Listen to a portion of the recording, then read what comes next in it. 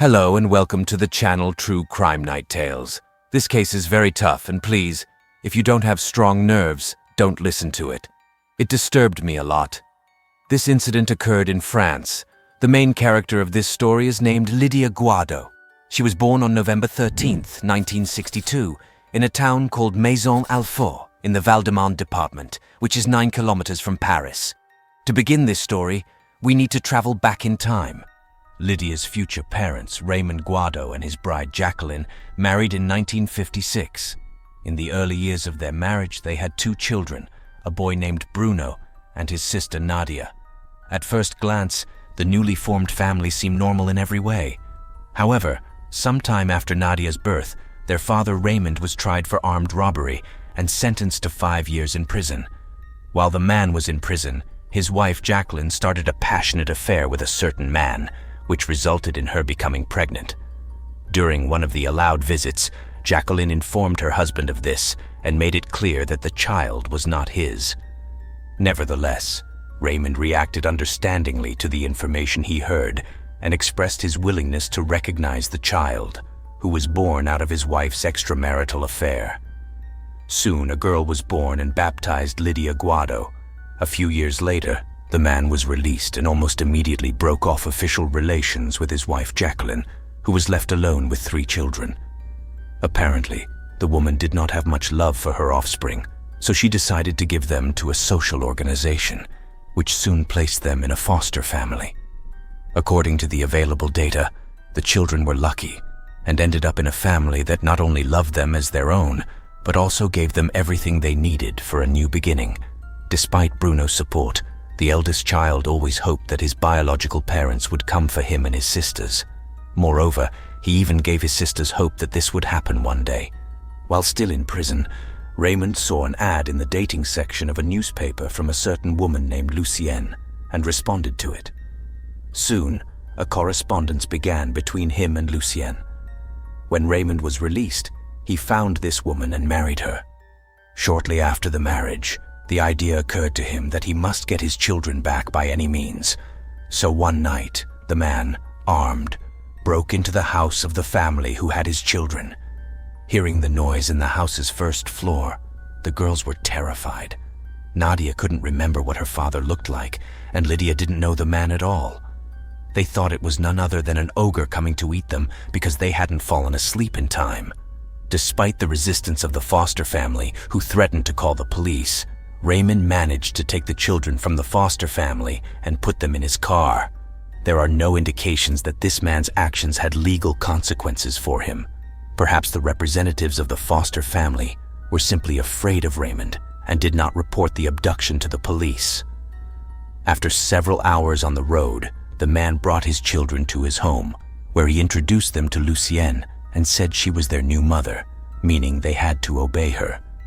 Apparently, the first years of their life together were relatively calm, at least judging by the family photos taken during this time. The family moved to a new house in a quiet and cozy place. Raymond received welfare payments and simultaneously started his own business offering instant printing of cards for all occasions and various office supplies. Lucienne also occasionally worked in her husband's business, but was mainly involved in office activities. Over time, the family's life began to change dramatically. The somewhat older children were cruelly treated and physically assaulted by their father and stepmother. The first thing Lydia remembered from that time was how Raymond beat her brother Bruno for playing with a neighbor's child. When the Guado couple went to work, they hired young girls to take care of the children. When Raymond returned home, he forced these girls to drink alcohol with him. Once, the man even tried to persuade one of the girls to be intimate with him, but she managed to escape. Later, the father of the hired girl came to the house to confront Raymond and injured him severely. After that, the man no longer hired babysitters. Sometime after this incident, Raymond bought a caravan to take his family on vacation to the sea. Upon arrival, the Guado family members spent time on the beach and swam in the water like other vacationers. However, something else happened that went beyond normal behavior. When Raymond was in the water, he approached his daughter Nadia and pressed her unnaturally close to his body. The girl tried to free herself from her father's embrace, but this only provoked him further. From that moment on, Nadia became the object of Raymond's perverse desires. Lydia remembered that one day she heard her sisters crying and pleading from the caravan, and that's when it all began. Raymond committed his first sexual offense against one of his daughters. Since then, regular beatings and even more horrific actions by the Guado spouses towards the children became the norm. Bruno and Nadia stopped attending elementary school, while Lydia didn't even know what it was. She was treated in the cruelest manner, possibly because she was not Raymond's biological daughter. A few years later, around 1971, when Lydia was just 8 years old, the real bullying began. The first documented health damage was caused by Lucienne, apparently because Lydia had gotten very dirty while playing outside. In response, the stepmother placed the girl in a bath with boiling water and bleach. Lydia later recalled that her delicate baby skin immediately peeled off and floated to the surface of the water. When Raymond heard the girl's screams, he ran into the bathroom, pulled Lydia out of the water, and laid her on the bed, trying to apply vegetable oil to the burns. However, he soon realized how severe the wounds were and had to take the girl to the hospital. Later, it was determined that Lydia had suffered third-degree burns. To avoid taking responsibility for his wife's actions, Raymond blamed the city administration, claiming they had supplied excessively hot water to the faucet. In the meantime, the girl was first placed in intensive care and then in the burn unit of the city of Lyon, where she stayed for several months. Lydia had to undergo several skin grafts. Raymond was always by her side, not because he was a good father, but to ensure the girl couldn't reveal what had really happened. Eventually, the man grew tired of the hospital stay and said he would take his daughter home to continue her treatment there. The specialists dealing with Lydia's health opposed this decision, but Raymond enlisted the support of their family doctor, who issued a certificate stating he would personally continue treating the child. Raymond then carried Lydia out of the burn unit. At home, the man indeed began treating the girl. He bathed her, regularly changed her bandages, and simultaneously started touching her. One day, Raymond came home with a camera and said he needed to take some pictures for the insurance company. First, he took a photo of Lydia, asking her to smile, and then took several photos of her intimate areas. Sometime later, Raymond approached his youngest daughter again and told her that their family doctor had prescribed her ether to inhale. Consequently, the man forced the child to inhale it. Afterward, the girl was in a semi-conscious state, aware that her father was doing something strange and painful to her at that moment. This marked Raymond's first crime against Lydia's sexual integrity. During this time, Raymond's wife stood by and not only did not stop him, but actively encouraged him. The girl, almost 9 years old, began to view what was happening as normal, thinking that her father loved her, and therefore there was nothing wrong with his actions. Years later, she explained in an interview with a French TV show how her father justified his terrible deeds. According to her, he told his children that he did this to make them feel good. He argued, among other things, that as a father, he had every right to do so. In 1975, the Guado family moved to the village of Conchy-sur-Gondoire in the Seine-et-Marne department, about 40 kilometers from Paris. At their new location, the abuse of the children by the couple continued. Moreover, the teenagers still did not attend school and had practically no contact with the outside world. After returning to work, Raymond obtained permission to park his caravan in the parking lot of a shopping center. To draw attention to his business, he placed photos of Lydia's burned legs on the vehicle, along with posters claiming that the girl had been burned due to the authorities' fault and had yet to receive compensation. This way, he created the impression of a father seeking public attention and justice. When he felt the photos alone were insufficient, he forced Lydia to accompany him and publicly displayed her horrific scars. He then exploited the sympathy of passers-by to sell his goods and fill his pockets with money. The first person to decide to end the bullying of Raymond and his wife was Bruno. Once, he and his sisters had already tried to escape, but were soon caught and punished. After this unsuccessful attempt, the 15-year-old boy, who had endured many years of physical assaults, managed to flee. Reports indicate that the young man approached the police and informed them about the situation at his parents' house. However, the government officials did not understand what they heard and simply placed the teenager in another foster family. Meanwhile, his sisters continued to suffer from their father's inclinations. As the girls grew older, their breasts began to develop. When Raymond noticed this, he started binding their chests tightly with elastic bandages, making it difficult for his daughters to breathe. The bandages themselves eventually turned into stinking rags because Raymond forbade removing them for months. He did not want anyone but himself to care for his daughters. Several years later, Bruno reappeared. The mature young man returned for his sister Nadia, who had already reached adulthood by that time. In the end, he was able to rescue her, while Lydia was still in danger. Her room had become the dark and damp attic of the house, where Raymond, without any fear, indulged all his perverse fantasies and tormented her 3 times a day. Lydia never forgave her sister and brother for leaving her there. She couldn't reconcile and tried to run away from home more than once. However, her father spread the information that his youngest daughter suffered from a mental illness. Therefore, when she approached the authorities, they immediately took her back home. After another escape attempt, Raymond completely chained the girl. When Lydia turned 18, her father decided it was time for her to bear his children. The man was so eager to realize his idea that after each act of intimacy, he tied the girl's legs, supposedly to increase the chances of pregnancy.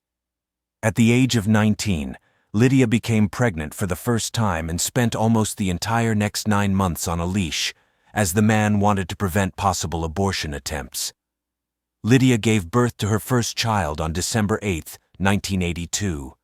The boy was named Raymond in honor of his father. Subsequently, Lydia did not give up her attempts to escape, but Raymond kept catching her and punishing her harshly. One day, she was locked in the attic for 6 months.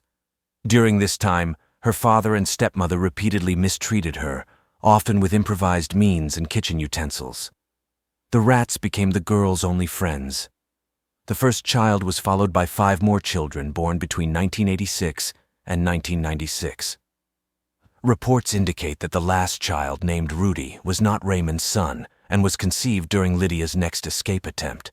The children were, of course, the great pride of their vile father. Initially, they didn't even know who their real mother was. Neighbors, grocery store owners, and even local government officials came to greet the head of a large family and show their respect. Raymond, in turn, did not hide the origin of his children. This information was like an open secret. Every time Lydia prepared for childbirth, the man took her to a hospital outside their area and forced her to say under threat of death that he was her partner and the father of the children. Raymond knew exactly how to manipulate the girl, and Lydia simply lacked the strength or means to resist him. The end of this story came in 1999 when Raymond Guado, a diabetic, began to seriously deteriorate in health. In general, he never took care of his health. This time, however, the situation worsened significantly and several toes on his left foot were amputated. After the operation, the man again disregarded the doctor's recommendations, putting himself in a critical condition. One day, Lydia visited him in the hospital and learned that he had died the night before from a pulmonary embolism. When the girl heard this news, she burst into tears. It was as if she had forgotten in an instant everything that had happened to her because of the deceased. Later, Lydia could not explain the reason for such a reaction to the death of the man who had tormented her for so long. Perhaps it was because Raymond, despite everything, was the only constant in her miserable life. After leaving the hospital building, the girl remembered how she had once sworn to Raymond that she would end her life immediately after his death. Apparently, the years of control by the deceased had affected Lydia's consciousness. She drove to the nearest bridge and jumped into the river without hesitation. As she fell, she lost consciousness, and when she regained it, she was surrounded by rescuers who had pulled her from the water. At that moment, she realized that the horror of the past was behind her. Thus ended a story full of bullying, aggression, and imprisonment that lasted 28 years. Lydia was finally free. However, to her regret, she felt no satisfaction that Raymond had faced justice. After her release, Lydia, an illiterate and unemployed girl, faced several more difficult trials. She had to rebuild her life and establish relationships with her children, who had been raised by her father and stepmother and were denied any communication with her. Fortunately, after many years of ignoring the existing problem, the authorities provided support. Lydia was initially allowed to stay and live in the house where she had been held captive, although she no longer dared to go up to the attic, where she had been subjected to unspeakable abuse. Lydia's stepmother, then 68 years old, appeared in court only in 2007. Unfortunately, justice was not truly served in her case. The elderly woman was sentenced to 3 years probation for not preventing what her husband had done before her eyes. This sentence was later appealed and increased to 4 years probation. In 2008, when the media were in an uproar over another case of a woman who had been imprisoned for a long time, Lydia found the courage to tell everyone about her own experiences. She was still illiterate, but thanks to her collaboration with journalist and writer Jean-Michel Carrat, she was able to publish a book describing her thorny path to freedom. In her book, she criticized various government agencies that, in her opinion, had sent her back to hell during her escape attempts without even trying to understand the situation. In the book, Lydia paid special attention to her stepmother, a woman who had not only stood on the sidelines all those years, but had also actively participated in physical violence against her and other children. The medical staff who had treated her injuries, such as burns, bruises, and cuts, also did not escape her criticism. According to Lydia, the employees of the medical institutions simply turned a blind eye to the obvious signs of her mistreatment and preferred to remain on the sidelines. For similar reasons, Lydia criticized her neighbors, who, in her opinion, heard the children's cries every day, but still did not dare to contact any social organization and invite their workers to visit their home. Finally, Lydia blamed the entire French justice system for the inaction and the incomprehensible sentence imposed on her stepmother. After the publication of her book, the public learned about the horrors she had endured. At that moment, Lydia declared that she finally did not feel alone.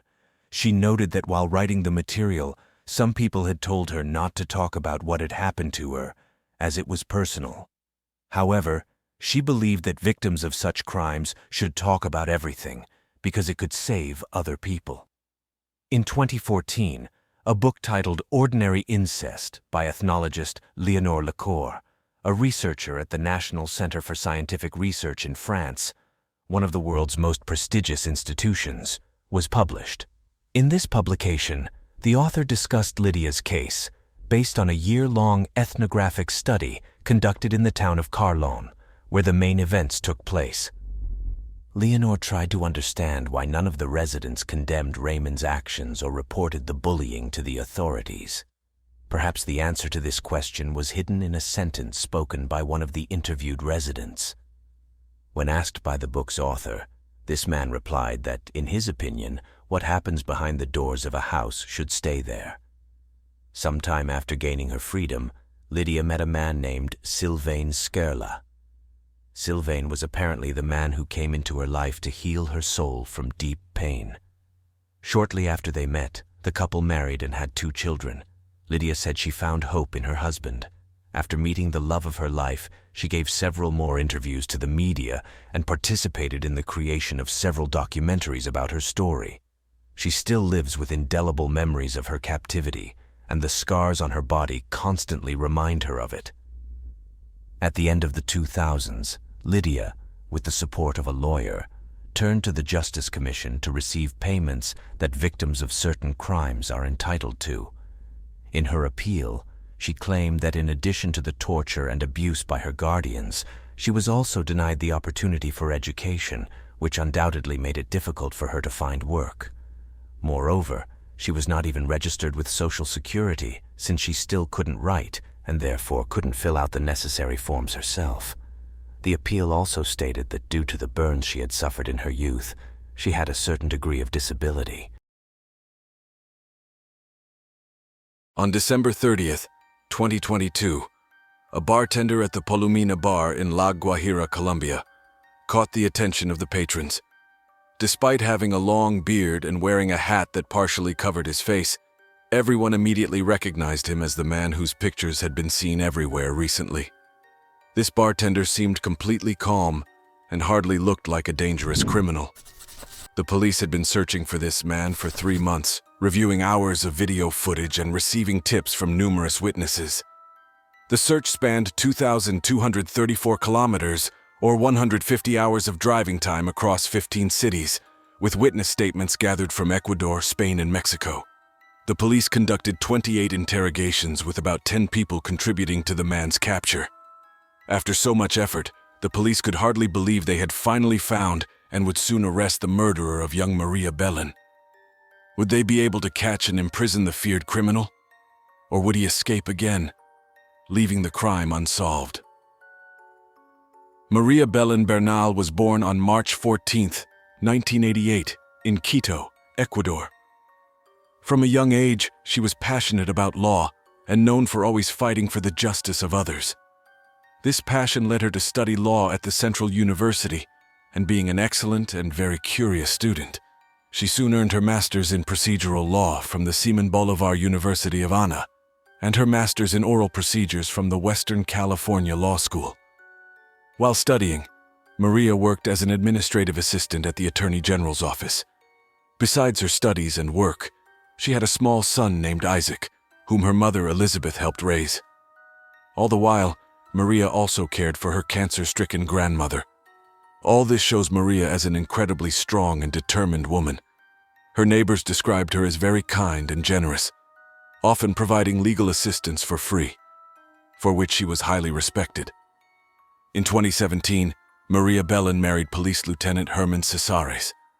The newlyweds moved with Isaac to the Cancada area in the south of Quito. Maria joined the company Grow Criminal Defense, where she and 5 other women handled cases of abuse, gender-based violence, police defense, and child support. Maria literally lived to help people affected by abuse. She even set up a TikTok account to encourage people to report abuse. In one of her videos, Maria talked about a case where she was a victim of a paternal relative and reminded her followers that abuse should not be ignored. Maria was also an advocate for feminism, posting a picture on Facebook with the caption, "I was born to be free, not to be murdered." In 2021, when Maria was only 33 years old, she worked on the most high-profile case of her career, representing the family of Alejandra, last name, who died after being run over by a patrol officer of the Metropolitan Transportation Authority in Quito. Maria proved that the police officers were responsible for the accident, won the case, and earned the respect of many colleagues but also made enemies. In mid-2021, Maria made a public statement in one of her TikTok videos, naming 2 police officers she believed threatened her life and health. Just a few months later, something terrible happened. On September 11, 2022, Maria Belen went to the General Alberto Enriquez Sagala Police Academy in the northern sector of Quito. She arrived at 12:45 a.m. in her red car. Although the visitor schedule was not open, she was allowed to enter as the lieutenant's wife. After checking in, she drove to the building with the officer's dormitory, which took only 5 minutes. She parked and went to her husband's room, hoping he would be alone as they had an important conversation to have. When she entered and confronted her husband, she immediately noticed a conspicuous mark on his neck, undoubtedly from another woman, meaning Herman was cheating on her. A fierce argument ensued, with screams and blows heard for a long time.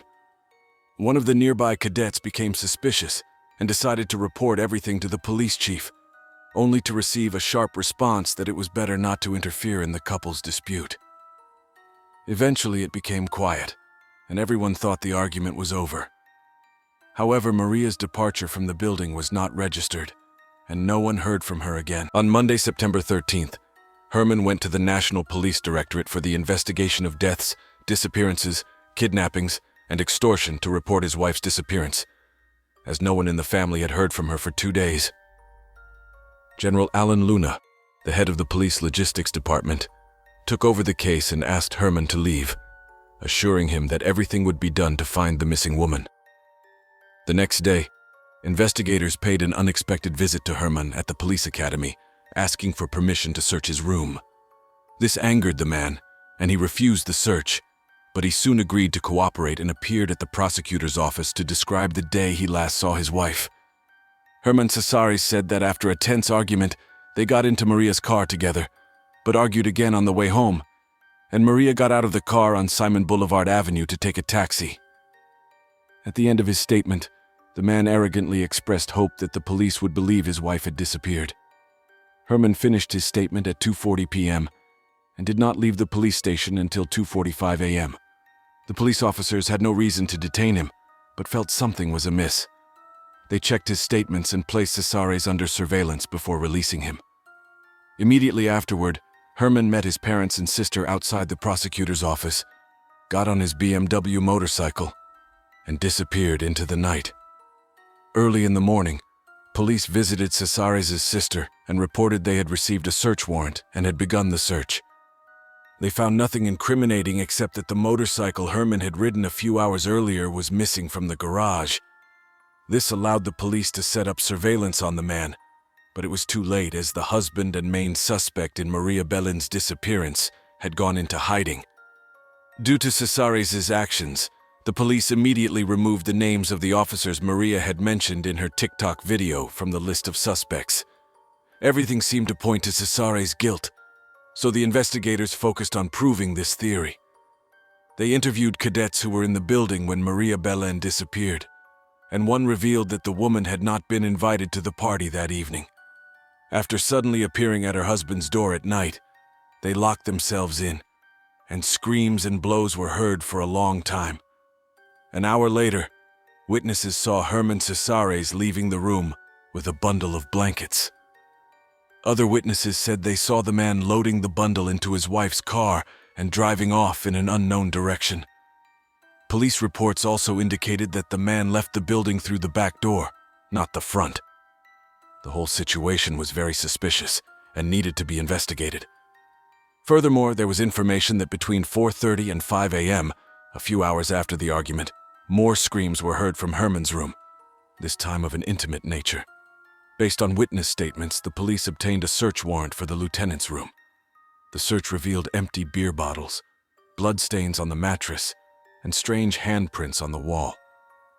Maria's car, eventually found outside her and her husband's home, was also examined with luminol fluid.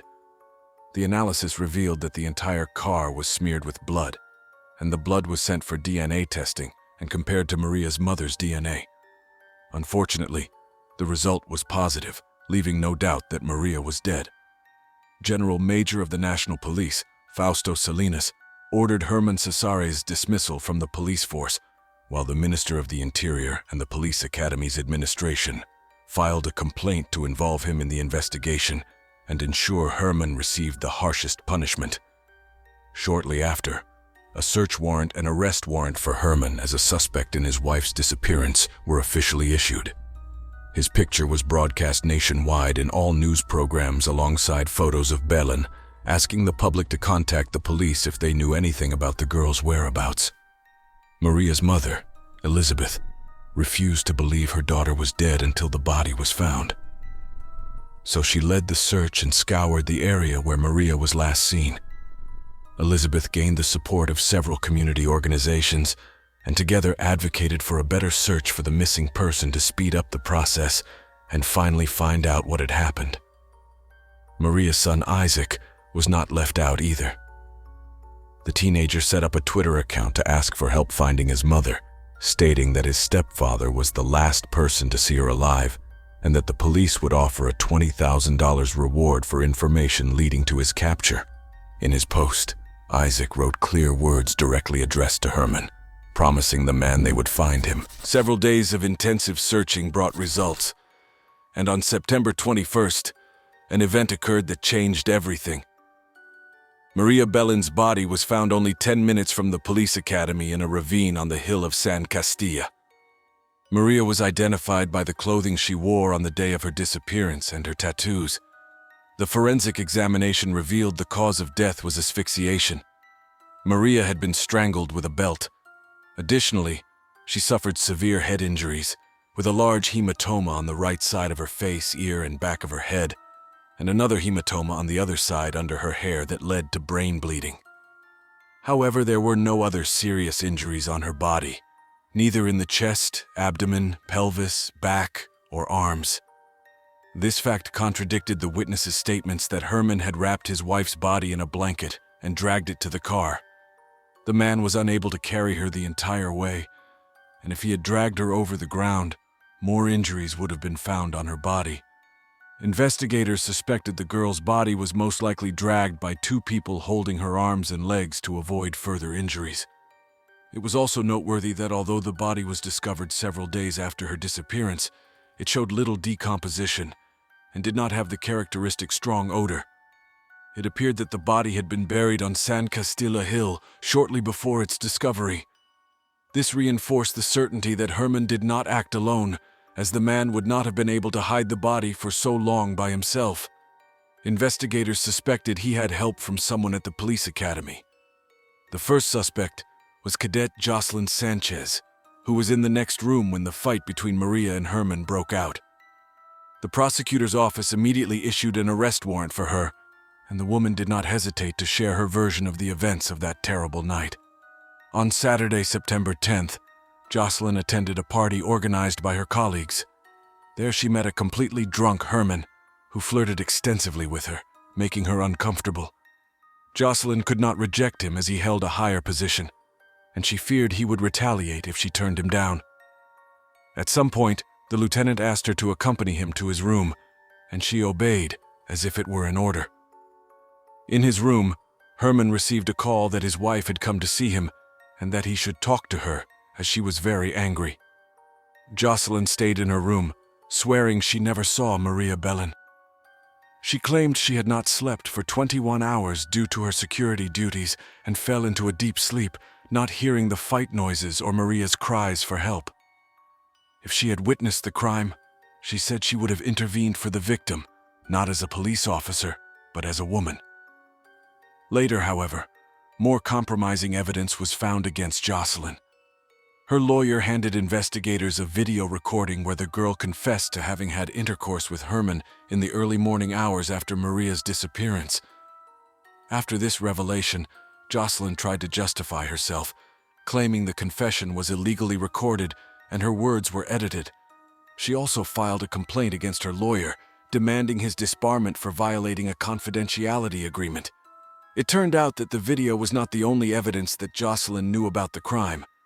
Her friend provided the police with their WhatsApp correspondence, where Jocelyn talked about a fight between Herman and Maria. A few days after this conversation and the discovery of the body, Jocelyn asked her friend to delete the correspondence. Through witness interviews and evidence collection, the prosecutor's office was able to gather at least 35 strong pieces of evidence that Jocelyn was somehow involved in Maria Bellin's disappearance. This evidence made it possible to charge the girl with complicity. The case resonated widely with the public as the police officers were the main suspects. Shortly after the information about Jocelyn's arrest was published, the media and many community organizations began publicly accusing the police academy of the crime. When Maria's mother learned of the discovery of her daughter's body, she turned directly to the country's president, Guillermo Lasso, via a Twitter account to seek justice for Maria. In her appeal, Elizabeth emphasized that the perpetrators were members of the police academy and that the main suspect was still at large. Dozens of civil society organizations, including feminist groups, held demonstrations across the country to hold the Ecuadorian National Police accountable. In the public eye, the murder was seen as a state crime since it was committed at a police facility by on-duty police officers. Maria's funeral took place on Thursday, September 22nd, at Mount Olive in Coma Santa. At the same time, a public meeting was held at the Central University of Ecuador in Quito, where concerned people advocated for justice for the victim. Meanwhile, government authorities responded to the accusations against them, stating Herman's act was an isolated case that had damaged the institution's reputation. Interior Minister Patricio Carrillo gave a harsh statement on a TV show, expressing regret over the crime and stating it was an ordinary crime committed by an ordinary person.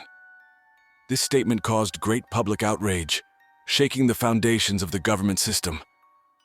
General Freddy Goas, the National Director of Criminal Police Investigations, and General Giovanni Panze, the National Director of Civil Security and Public Order, were suspended. It is unclear why these two generals were suspended, but it seemed the president was trying to defuse the situation. President Guillermo Lasso also publicly announced that he had given Police Major Fausto Lenas a week to achieve final results in capturing Lieutenant Cesares, and demanded the resignation of Patricio Carrillo due to his controversial statements. Lasso also publicly apologized, stating that as president, he should not have allowed such an outrageous crime, especially in an institution that trains police officers whose job is to protect citizens. Additionally, he ordered the search for the perpetrator to be intensified. As Herman remained at large, public distrust of the police grew daily. Just when it seemed the man had escaped justice, witnesses spotted him in Tulcan, a border town in northern Ecuador, where the Rumichaca Bridge connects the country with Colombia. There, Herman spent several hours at the foot of a mountain, waiting for others who wanted to cross the border. On September 15th, Herman was spotted on surveillance cameras entering the western tunnel at Vio Medellin Santa Fe in Antioquia. He was traveling without his suitcases and walking alone. On September 23rd, the police recorded a call made to Herman's phone. 6 days later, Ecuadorian authorities met with Colombian police to search for the perpetrator. On November 19th, they investigated the area around Lago Ajiro mentioned in Herman's phone calls. On December 7th, the Ecuadorian police sent requests to Interpol's Fugitive Task Force and the Colombian Technical Investigation Unit. On December 30th, Herman's location was discovered. Witnesses identified him as an employee at a bar in Palomina. Herman was unrecognizable, now sporting a long beard and wearing a hat that covered half his face. Nevertheless, he stood out when he thanked customers for their tips in an Ecuadorian dialect. These customers decided to report their suspicion to the police, and Herman was arrested the same day. He did not resist arrest, and the paperwork for his return to Ecuador was quickly completed. Although Herman had not yet testified and the investigation was not yet concluded, the Ecuadorian president immediately declared that the perpetrator would be punished to the fullest extent of the law. On the night of September 11th, under the influence of alcohol, Herman received more than 10 calls from his wife. When he finally answered, Maria angrily told him she was coming to see him for a serious conversation. When Maria entered the room and saw the marks on Herman's neck, she directly asked if he was cheating on her. Herman did not hide, and even happily admitted that he had been unfaithful for 5 years. A heated argument ensued, with both of them yelling, and at some point, Herman started beating Maria. The woman called for help about 10 times, but no one came to her aid. To silence Maria, Herman used judo techniques on her and eventually strangled her in a fit of rage. By 1 a.m., Herman realized Maria was dead. He wrapped her body in a blanket and carried her to the car, leaving the body in the trunk. The next day, he acted as if nothing had happened, continuing his routine and attempting to clean the crime scene in his spare time. In the evening, around 7:30 p.m., he drove away in Maria's car, arousing no suspicion as it appeared he was just doing his job. He went to Casitawa Hill, dug a hole, and buried the body. Herman maintained that he acted alone, without help from anyone. On Monday following the crime, Herman went to work as usual until he received a call from his mother-in-law, inquiring about Maria's whereabouts. Herman told her that Maria had walked away in an unknown direction after their argument, and he had not heard from her since. Elizabeth insisted he file a missing person report, which Herman hesitated to do for several hours, but eventually did, hoping to divert suspicion from himself. After confessing to what happened on the night of the crime, Herman exercised his right to remain silent, refusing to answer any more questions from his lawyers, believing his punishment was inevitable. The trial was delayed as new evidence continued to surface. Maria Bellin's phone recording was discovered, where she had recorded her screams and pleas for help on a dictaphone, stating that she was going to be killed, which she ultimately was. This recording was kept confidential and significantly influenced Jocelyn's acquittal, proving she was not present at the scene during the crime. Although it is still unclear how much Jocelyn knew about the events, she was eventually released from custody. Upon her release, she gave a speech thanking the women who supported her during her imprisonment. At the same moment, Elizabeth interrupted, stating that Jocelyn must feel guilty for Maria's death for the rest of her life. Elizabeth accused her of having a sexual relationship with Herman on the day of the crime and failing to respond to Maria's cries for help. It is currently believed that 3 people were involved in Maria Bellin's death: Herman, Jocelyn Sanchez, and Police Lieutenant Alfonso Cacho. The latter was charged for failing to act during the crime despite being in the same building and hearing the screams. Herman is the only one serving his sentence at the Laroque prison. His lawyers argue that he should be convicted of manslaughter rather than femicide, claiming he acted under the influence of alcohol. Despite the conviction of these 3 individuals, the entire police force was involved in the incident, as none intervened during the crime. The investigation phase concluded on January 15th, with the prosecutor's office expected to request a hearing to determine if all those involved will be charged. Ecuadorians continue to follow the case closely, with thousands of women hoping that Maria's murderer will receive the harshest punishment, and the case will be classified as femicide. Society also hopes that this case will not only impact domestic violence prevention, but also the actions of law enforcement agencies, emphasizing that their role is to protect people, not let them die. The village of La Bastille-Clarence is located just 30 kilometers from Bayonne in France. The village has fewer than 1,000 inhabitants and is considered one of the beautiful villages of France. Here lived the Ruxel farming family, Eva, Pascal, and their children, the older son Jan and the younger son Kevin, who lived as farm children with all the difficulties until February 20th, 2016.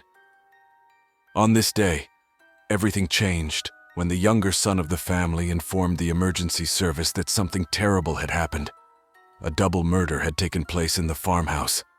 The family head and his wife had been shot.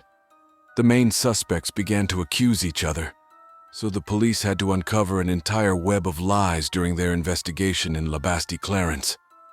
Around noon, police and paramedics arrived at the scene. One of the brothers tried to administer first aid to his father and mother, but could not revive them. A rescue helicopter took the victims away, but they could no longer be helped. The first thing the investigators noticed when inspecting the house was a festively set table. As it turned out, on that fateful day, February 20th, 2016, the whole family gathered to celebrate John's birthday. But what happened then? The police took the brothers and the other people present to the station and began interrogations to clarify all the details of the incident. The deceased, 55-year-old Eva Roussel, was a housewife and a loving wife who kept the small family farm business afloat. She took care of financial matters and administrative tasks. Eva worked late into the night and was very dedicated to the business. The 54-year-old Pascal was the family head who handled the lion's share of the tasks. He also worked as an insurance inspector, providing the family's only income not related to the family business. He met his future wife while studying. He came from Poland to study economics, and Eva studied international law. From the first day, they were inseparable and married after graduation. They settled in the beautiful village of La Bastille-Clarence and had 2 sons. The 27-year-old Jan was the eldest son. The police found him in the courtyard of the house in a state of shock. He was as if petrified, though physically fine. They took him to the nearest medical facility to ensure he wasn't injured. The younger son was named Kevin. At the time of the tragedy, he was married. Kevin and his wife lived only 10 minutes away from his parents' house. The couple had a small daughter. Kevin is 3 years younger than Jan. Kevin's 24-year-old wife, Sophia, was also present at the house with their 2-year-old daughter, Alice, at the time of the incident. Both were taken to the station to give statements. Alice was very frightened by the gunshots and cried. The girl was later picked up by her great-grandmother. Kevin told the police that his father and mother had a conflict due to Eva's infidelity. He admitted that he was only part of the meal at his parents' house, but could observe the tensions between them. which quickly escalated when the family head learned of his wife's infidelity. He left the living room, grabbed his revolver from the office, and shot his wife in front of everyone present. Everyone was shocked. At this point, all the attendees were at the dining table. Kevin admitted that it completely threw him off balance. In shock, he attacked his father and began wrestling with him to take the gun away. He was worried that his father might do something stupid and shoot someone else. In the midst of this struggle, several shots were fired. He said he did not intend to kill his father, but it happened by accident as he tried to take the revolver away. Panicking, Kevin fled the scene with his wife and daughter and returned home, deciding to inform the police. The story did not sound plausible. The police knew that Pascal and Eva Ruxel had an exemplary and flawless marriage for 3 decades, where respect and loyalty were significant. Everyone at the station knew the family, and no one could believe that Eva had led a double life and had a lover. Family friends said they had never seen the couple argue for any reason, and a divorce was out of the question as they loved each other. Moreover, no one believed that Pascal could shoot his wife. What happened next was a complete surprise, especially given Kevin's testimony. The police soon discovered that the son of the deceased was not telling the truth. The forensic doctors examined the bodies of the victims. Eva died very quickly. The bullet entered her chest near her heart and severed a main artery. She quickly bled to death internally. The degree of her injuries matched Kevin's version of events. However, doubts arose when examining the family head's body about whether the man was accidentally killed during the struggle. Pascal was hit by 3 bullets. The first entered the base of his neck, the second his back, and the third, fatal one, was shot directly into his forehead. This indicated that he was intentionally shot. After this information came to light, the police were forced to take the 2 brothers into custody and further question Kevin's wife, Sophia. The 3 were witnesses to the double murder, and it is likely that at least one of them organized and executed the killing. At this point, Kevin changed his statement and began to blame Jan for the crime. He said that he initially could not tell the truth to the police because he was in shock and feared his brother's retaliation. He claimed Jan was aggressive, uncontrollable, and sometimes acted crazy. During one such attack, he shot his parents. Jan had always been disrespectful to his father and mother, often quarreling with his mother and insulting her in every possible way. Sometimes it came to violence, but no one suspected that he could commit a brutal double murder. Kevin's wife confirmed his words. According to Sophia's testimony, Jan behaved inappropriately on the day of the celebration. He was very agitated and kept moving around the living room. At some point, he began to attack the others and then ran into the room with a revolver. The boy screamed that he would kill everyone. There was a struggle during which the parents of the brothers died, but Kevin managed to disarm his crazy brother. Meanwhile, Jan, in another room, gave a completely different statement. He was covered in blood because he had administered first aid to his father and mother. Jan was still in shock and spoke very little and only in fragments. He did not confess to the crime. On the contrary, he presented himself as a victim. Jan was extremely calm as he described the bloody events of that evening. Jan showed absolutely no emotion, and even the lawyer was amazed at how coldly his client described the brutal double murder. According to him, the weapon was in Kevin's hands, and he was the one who committed the bloody act and now tried to shift the blame onto his brother. There were more and more questions about this case. The brothers blamed each other, and it was unclear whom to believe. There was no credible evidence that either of them had anything to do with it. For the safety of citizens and surviving family members, the court decided to detain Jan Ruxel until the situation was clarified. He was sent to the prison in Manhunt, 100 kilometers from the house where his parents' execution took place. At this stage, psychiatrists worked with Jan. It turned out that he had a developmental disorder that had never been diagnosed before. He had a severe form of autism called Asperger's syndrome. The boy was very intelligent, started reading early, and made excellent progress in school for special children. However, this deviation is characterized by behavioral problems. These people live like robots. They can process information efficiently and work, but they need constant support and supervision in everyday life. This syndrome is rarely diagnosed, making the suspect an interesting client for prison psychiatrists. One of the main characteristics of Asperger's syndrome is the almost complete lack of emotions. These people do not smile and show no emotions like feelings, regret, or sadness. This was the secret of Jan's incredible composure during the interrogation. Eva became pregnant with Jan at 27. He was born with anomalies, but since the family lived in a small, remote village, no one thought of taking him to doctors to examine him. His parents thought Jan simply had such character traits. They had to adjust to his character quirks and spend more time with him than with Kevin, which may have led him to resent his older brother. The psychiatrists who examined Jan believed that Kevin's statements were false because autists are not prone to lying.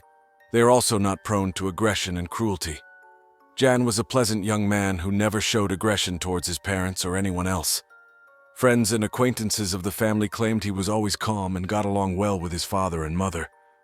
Against this background, the police should pay more attention to Kevin's words. It became increasingly clear that he was trying to hide something. Evidence pointed to Jan staying at the crime scene and trying to administer first aid to his parents, unlike his brother Kevin, who was indifferent to it for some reason. Jan's first aid efforts were in vain as his parents' injuries were too severe. Experts knew that autists with Asperger's syndrome are not prone to lying, meaning Jan's statement might be more credible than his brother's. However, Kevin had his wife by his side, confirming his every word. Aside from checking the truthfulness of two people's statements simultaneously, the police had to decide if Sophia should be considered an accomplice if her husband was responsible for the crime. There were many witnesses who knew the victims and their children well. Many said Jan was a good guy, calm, balanced, and got along well with his parents. Kevin, however, had problems with his father and mother. They did not understand each other and often quarreled over various trivialities. Their son was the first to show aggression.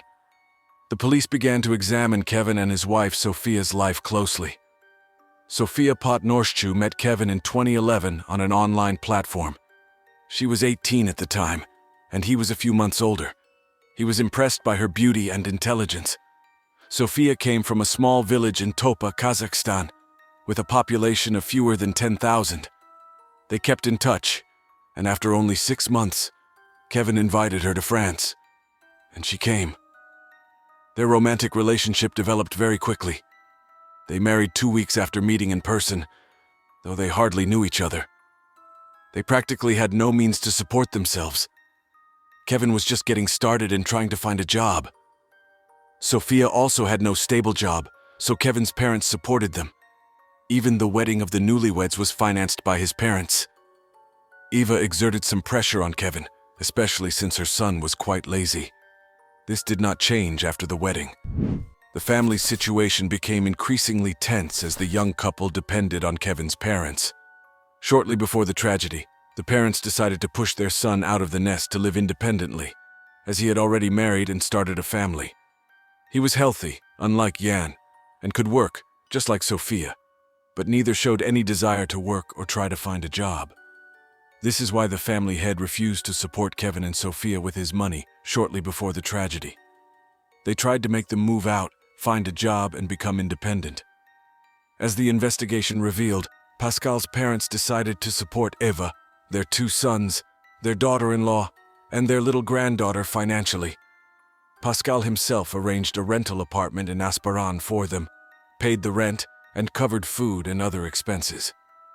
Against this background, it was not surprising that the man decided to lighten his load. Kevin and Sophia were upset, to say the least, by the parents' decision. They began to threaten Eva and Pascal that they would emigrate to Kazakhstan, almost 7,000 kilometers away, and not allow them to see their beloved granddaughter. When that didn't work, the family tension escalated further. Kevin behaved so that his parents began to fear for their lives, as they repeatedly told family friends. The couple Kevin and Sophia were not in a good situation, but to arrest and charge them, substantial evidence was needed. A month after the massacre, investigators again questioned Sophia. The police decided to ask her some questions about the events. The young woman told them that the family's financial situation was dire. Kevin couldn't find work, and the family head refused to support them. He was repeatedly threatened with disinheritance, and all the property would go to Jan. This led to constant disputes.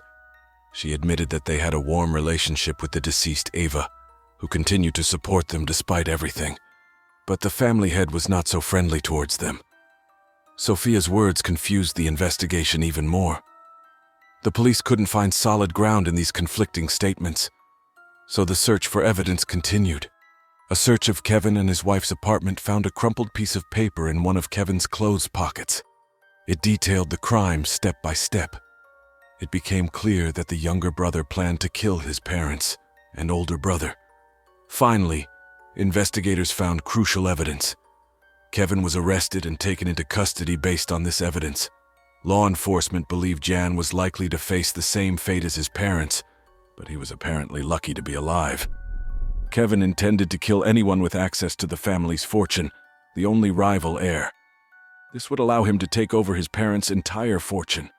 Sophia unknowingly contributed to solving the case, as the inheritance story was unknown when she was questioned, revealing the motive of the crime: money. The Ruxel family fortune was estimated at around 2 million euros. However, the treacherous plan described on a piece of paper was incomplete, as the perpetrator planned to cover up the crime by setting the house on fire. Luckily, he did not manage to carry out his plan to the end, as it was thwarted. During the investigation, the police learned that the criminal's wife might have been involved in the sinister plan.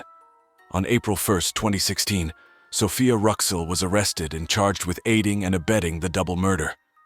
The young mother was outraged, denied any involvement in the crime, and lamented what had happened. Kevin and Jan's 84-year-old grandmother, Pascal's mother, was astonished at how far the generational conflict had escalated. She felt the injustice of the situation and wanted to get to the bottom of it. At this point, the wrongly accused Jan was released. Unfortunately, the innocent young man couldn't attend his parents' funeral due to his incarceration. When he met his grandmother, he apologized for struggling to express his feelings, but was glad it was finally over. Jan also hoped his brother would receive a fair punishment. He was allowed to live with his grandmother. After several meetings with law enforcement and psychiatrists, they were able to reconstruct the chain of events on that tragic day, February 20th. Jan's statements were crucial. On the eve of the tragedy, Kevin arranged a meeting with his father and mother for February 20th, 2016, Jan's birthday.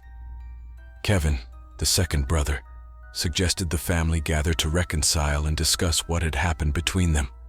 The parents agreed to the meeting, hoping to improve their relationship. Jan was in a good mood from the start. His parents gave him gifts, and he looked forward to his brother and his wife arriving. They all gathered around the festive table. Kevin and his wife came with their daughter. Kevin had a new large bag with an ominous content. He entered the house with it, but no one paid much attention. A chicken was roasting in the oven. Hummus sandwiches and vegetable salad were on the table. The family head, Pascal, returned late from a business trip. He entered through the kitchen door and met Kevin. They talked for a while, and when Pascal turned away, his son pulled a revolver from his bag and treacherously shot him twice in the back. The family head was tougher than the villain thought. He turned around and tried to wrest the gun from his son, but he was so badly wounded that he quickly lost blood and strength. He tried to reach the office where the gun safe was kept, but didn't make it and fell on his back. In this position, Kevin shot him in the head to kill him. Meanwhile, Sophia, her daughter Jan, and Eva were in the living room. Everything happened so quickly that they didn't immediately react to the noise of the fight and the shots. As soon as they realized something was wrong, Jan and Eva ran to the kitchen, where they saw a terrible scene. Pascal lying on the floor already dead, and Kevin coming towards them with a gun, threatening to kill them both. Jan saw a flash, and at that moment, his mother was shot in the chest and fell. He thought he was doomed and would meet the same fate, so he got into a fight with his younger brother. He lunged at Kevin, and they struggled. Another shot rang out, but it missed, luckily for Jan. Kevin had made a mistake. The revolver was only loaded with 5 bullets and was now empty. This discouraged the criminal, who didn't know what to do next. Besides, Jan had managed to gain the upper hand in the fight. Kevin had no choice but to flee the scene. She denied being involved in the crime and didn't even know Kevin had planned it. Otherwise, she would have dissuaded him. She didn't know how bad their finances were because her husband managed them. She thought her pocket money would suffice. Sophia even mentioned an incident where she and her husband bought weapons together. She believed they were buying a revolver as a gift for Kevin's father, so she didn't raise the alarm. With Kevin's new testimony that he acted alone, his ex-wife Sophia Potnashuk was acquitted, as there was no further evidence against her, and she was released. Pascal's 84-year-old mother was outraged because Jan told the media that Sophia had helped Kevin that day and was clearly involved in the case. According to Josette, Eva and Pascal complained to her about Sophia's mean jokes about when they would die so that Kevin's young family could inherit. They were sure that Sophia had instigated Kevin to commit murder for the inheritance, manipulating her husband and getting away with it. Jan recently told the media that after losing his father, mother, and brother, he now just has to live his life no matter what happens. Daughter Alice continues to live with Sophia in France, but the great-grandmother fears her mother will take her out of the country. Thank you for watching and take care.